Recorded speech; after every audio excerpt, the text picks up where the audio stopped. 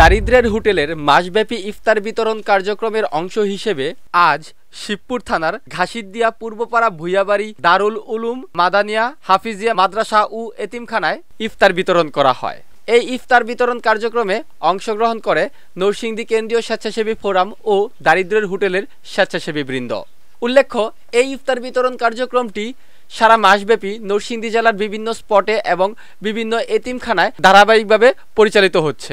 রাসূল করিম সাল্লাল্লাহু আলাইহি ওয়াসাল্লাম বলেন, কেউ যদি কোনো রোজাদারকে ইফতারি করায় তাহলে আল্লাহ সুবহানাহু ওয়া তাআলা তার পিছনের সমস্ত সগীরা গুনাহ ক্ষমা করে দেন। আজকে আমাদেরকে ইফতারের আয়োজন করেছে মাদ্রাসার ছাত্রদেরকে, যারা স্বেচ্ছাসেবী সংগঠন থেকে এসেছে। আমরা সবার প্রতি কৃতজ্ঞতা প্রকাশ করি।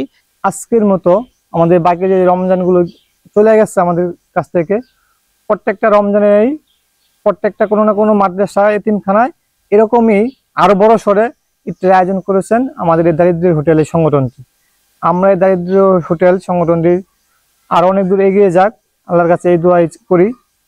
এখানে নরসিংদী কেন্দ্রীয় স্বেচ্ছাসেবী ফোরামের আয়োজনে দারিদ্র হোটেলের যে আয়োজন, মাসব্যাপী আমাদের প্রথম রমজান থেকেই সারা নরসিংদী জেলায় বিভিন্ন মাদ্রাসা এতিমখানায় ইফতার মাহফিল, সেই আয়োজনের একটি অংশ হিসেবে আজকে আমরা এই ঘাসিদিয়াতে ইফতার মাহফিলে এখানে সমবেত হয়েছি।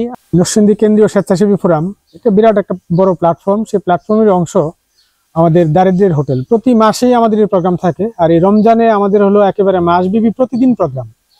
আমি এই সংগঠনের একজন নগণ্য সদস্য, বর্তমানে উপদেষ্টা মন্ডলীর মধ্যে আছি।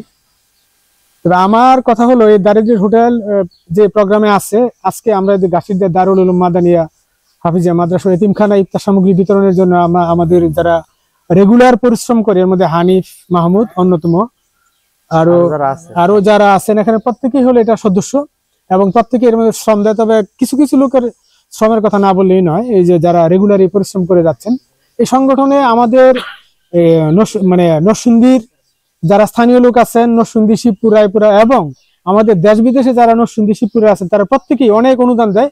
এই অনুদানের ফলে এটা সম্ভব হয়। তাহলে এত বড় একটা কার্যক্রম পরিচালনা করা চারটিখানি কথা নয়।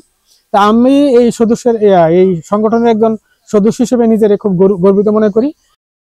আজকের ইফতারে সার্বিক সহযোগিতায় ছিলেন শিবপুর উপজেলা কেন্দ্রীয় স্বেচ্ছাসেবী ফোরাম।